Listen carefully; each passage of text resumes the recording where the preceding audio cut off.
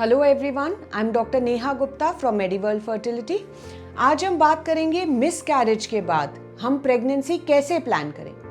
अगर हमारा पहले प्रेगनेंसी हुआ है लेकिन वो वायबल नहीं हो रहा या उसमें धड़कन आने के बाद बच्चा आगे नहीं बढ़ रहा, तो उसके क्या कारण हैं और आगे हम प्रेगनेंसी को किस तरीके से प्लान करें। सो मिसकैरेज होने के मोस्ट इम्पॉर्टेंट कारण होता है क्रोमोसोमल एब्नॉर्मैलिटी इन दी एम्ब्रियो। मतलब जब भ्रूण बनता है तो उसमें कोई म्यूटेशन होने की वजह से जो एम्ब्रियो होता है वो जेनेटिकली नॉर्मल नहीं होता और उसमें मिसकैरेज हो जाता है।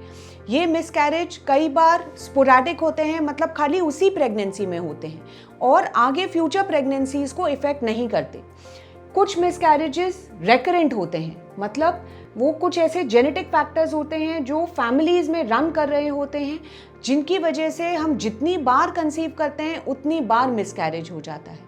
तो जेनेटिक फैक्टर्स वो स्पोरैडिक है या फेमिलियल है, इसको पता करना ज़रूरी है। सेकेंडली, मिसकैरेज और किस कारणों की वजह से होते हैं, जैसे थ्रोम्बोफिलिया।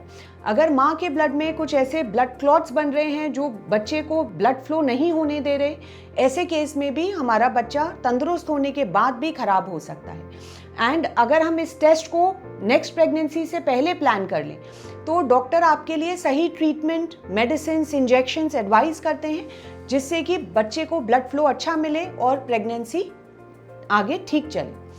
थर्डली, कई बार मिसकैरेज सेकेंड ट्राइमेस्टर में इन्फेक्शन की वजह से भी होता है। हमारी जो एमनियन होती है, जो मेम्ब्रेन्स होती हैं जो बच्चे को सराउंड करती हैं, कई बार उसमें इन्फेक्शन हो जाता है और इन्फेक्शन होने की वजह से मेम्ब्रेन समय से पहले 3rd, 4th, 5th मंथ पे रप्चर कर जाती हैं और हमारी प्रेगनेंसी आगे नहीं बढ़ पाती, हम बच्चे को बचा नहीं पाते। So chorioamnionitis is another reason for miscarriage. Second trimester abortion का एक ज़रूरी कारण सर्वाइकल इनकॉम्पिटेंस भी है, मतलब बच्चेदानी का जो मुंह है, सर्विक्स है, वो बहुत वीक है। उस वीकनेस की वजह से जैसे जैसे बच्चे का वजन बढ़ता है वो सर्विक्स बच्चे को सपोर्ट नहीं कर पाता एंड पेनलेस डिलीवरी हो जाती है। पेशेंट को दर्द नहीं होता लेकिन डिलीवरी चालू का प्रोसेस स्टार्ट हो जाता है और हम उसको रोक नहीं पाते।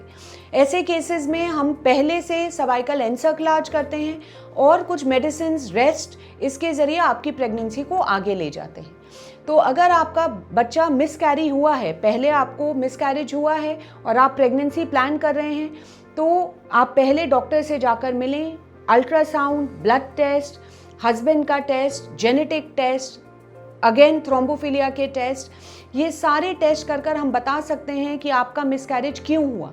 यूट्राइन फैक्टर, जहाँ बच्चेदानी में एब्नॉर्मैलिटी है, बच्चेदानी नॉर्मल नहीं है या उसमें कोई झिल्ली है, कोई सेप्टम है एंड बच्चा जाकर अगर उस सेप्टम पर चिपक जाता है तो भी मिसकैरेज होने का खतरा होता है। So there are multiple reasons for these abortions to happen. If you are suffering with infertility, secondary infertility and have had previous abortions, please go and meet the specialist. We will be able to do the certain tests that can tell you and help you to plan your future pregnancy better.